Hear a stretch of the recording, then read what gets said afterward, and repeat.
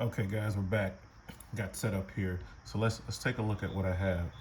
So you'll remember when I did the video titled A Sad Day for the Snap-on Man, because I didn't buy anything that day. Didn't buy anything today either. Well, I did buy stuff, I just didn't buy it from him, which is okay.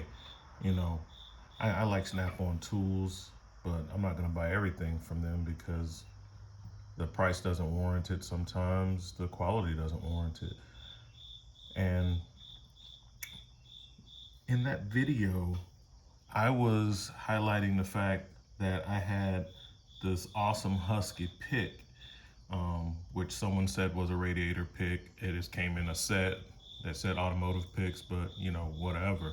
It's still a great pick, square beam, and it was very strong. And what I was working on is what you see before you. I was working on something like this.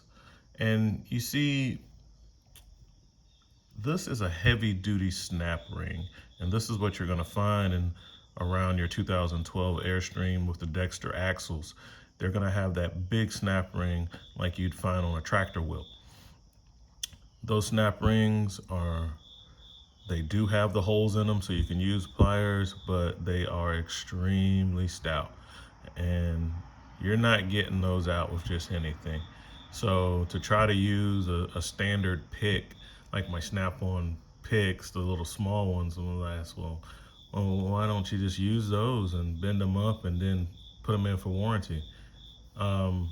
Because it would never work, and I'll just be abusing the tool, and I don't like doing that.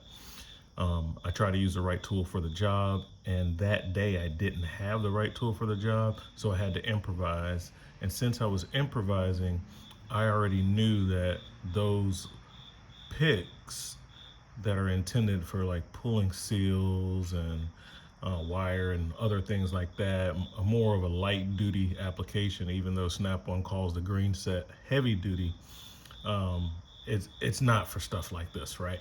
So I needed a pair of snap ring pliers like what you see here. And Lao makes these. They used to. It says obsolete at factory now. You can't get them anymore. But I found them. And swing you over here. So here are those snap ring pliers. As you can see, this is super heavy duty. 16 inches long, ratcheting every time you, so when you're spreading that snap ring, it's holding that position because this is designed for something that is under immense pressure, like those big snap rings that you find on the no lube, the never lube Dexter axles on tractors and stuff. So this is the right tool for the job. So I went ahead and picked these up. These are great. I'll show you where I got them from. They were not that much money, although I think Matco has a version that looks just like this, and a couple of other people. I think I've seen a pair on JB Tools, but everybody else wants like around $150 for those. And I found those on Amazon. Take a look at that. And I only paid 39 bucks. So what's the difference? I looked at all the pictures very closely, and they all, even the ones for like $150 are made in Taiwan. These are made in China, more than likely. I don't know if it tells you on here, but that is what I went ahead and got.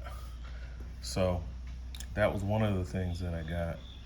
The other things that I got is, you look up there at my truck, I got the Retrax 1 Pro for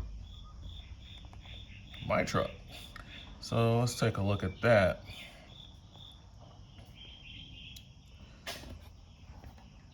And that's the big guy, right? Got text messages coming in. All right. So the reason I went with this cover is First of all, it's a hard cover. This one's made out of polycarbonate with aluminum backing. So it's hard and it provides security. I also wanted a cover that I could roll all the way back, and I still have the space underneath the canister. Not having the full length doesn't bother me. I don't put ATVs or dirt bikes in the back of my truck, so that doesn't matter. Most of the stuff like lumber was gonna fit under there anyway. And I'm not really even hauling a lot of lumber. If I have to get something big like that, I just put it on a trailer. But my main thing is, as you saw earlier in the video, is I have tens of thousands of dollars worth of tools, and I keep them on the back of my truck.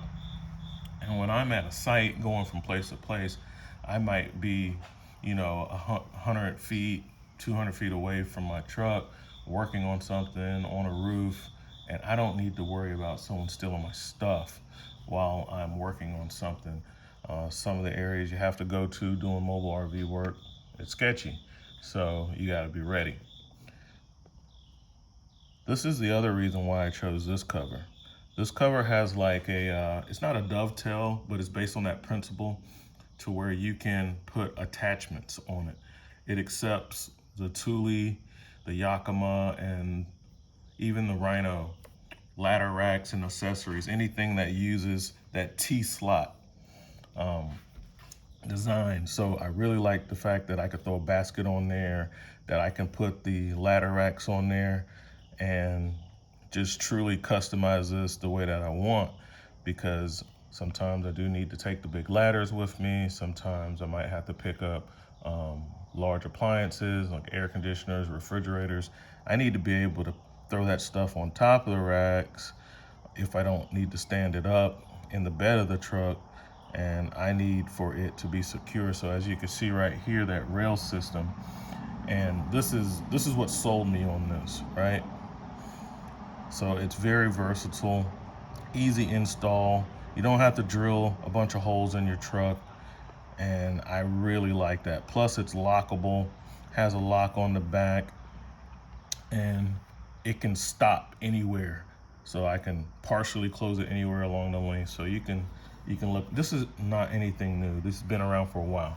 So that's one of the other things that I got. That's my big purchase. That's what makes this a massive tool haul, right? Because it's massive boxes, because that's a really big item. Looking at something a little smaller, we'll go back to Amazon and let's look at my purchases. I got these hammers. These hammers were very inexpensive, and they're over here. And the reason I got these is it looked a lot like my Snap-on. So when I was looking at them, I was like, man, the handle and everything kind of reminds me of a Snap-on handle. I wonder if it has a good grip. So it does, because as you remember a while back, I did a tool haul video on these hammers that I got from Amazon, and after I got them, I noticed that the grip is just awful. It feels awful in your hand. I mean, I use gloves most of the times when I'm working, so I was able to deal with it, but this hammer, this one, these feel great. That grip is super grippy, and it's softer than the other material. It reminds me a lot. It's actually softer than the Snap-on one. The Snap-on has a couple different designs that I like as far as the way it's bowed there, so you can choke up on the hammer. This doesn't have it, but it is flared at the bottom, so the hammer won't slip. But this grip is, it has more grip than this one, right? And also in the dead blow, the heads are open. You hear that? Just like the Snap-on. So that's one of the things that Snap-on touted, was that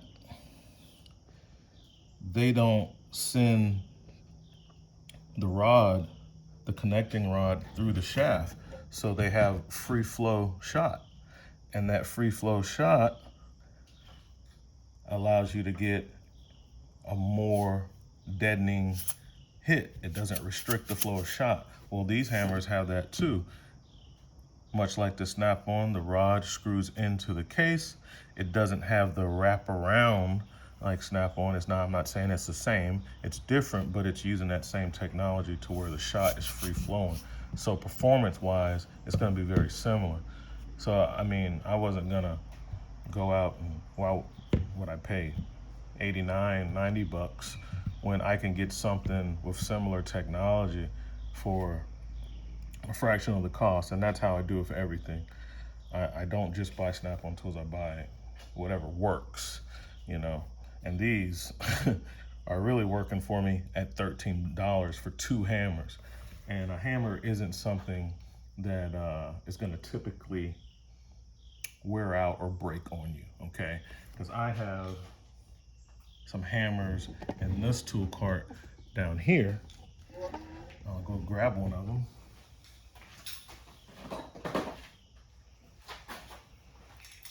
And this is just a cheap hammer. Cheap, that I use on suspension work and stuff. And this thing's like 15, 20 years old, okay?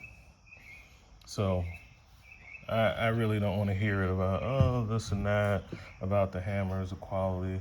Yeah, I do like quality, certain features I like, but at the end of the day, if the hammer feels good in your hand and it performs the way you want it to, it doesn't matter who makes it, just get the one that works for you. So I have some of them all, you know. I also picked up a set of, because I was telling you in that other video that the had some like PT brand snap ring pliers with the removable tips and stuff. Like these have removable tips, but man, they're pretty beefy and heavy duty because these are big snap ring pliers. But those little small ones, man, they just tear up, and I wanted something that was all kind of like forged, one piece. So I went with these. Super impressed on the build quality. Tool League, it is a Chinese product, of course. That's why they get so cheap. But I like that I got the 2 straights and the 2 90s, the ins and the outs. All right. So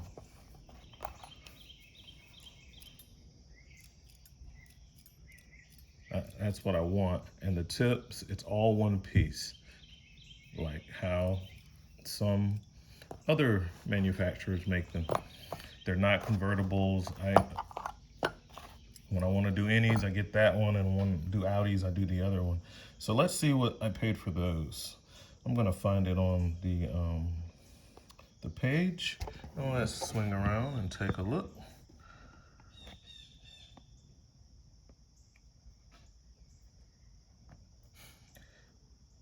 Not really worried about people seeing my address because I have a business with this address, so it doesn't really matter.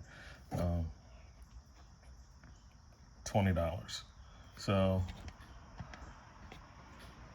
a great improvement over what you can get out of the parts stores.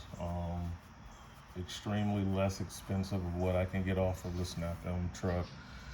I'm not pulling snap rings all day, so I'm not paying, you know, $800 or $900 or even $500 for a set of snap ring pliers. I'm just not gonna do that.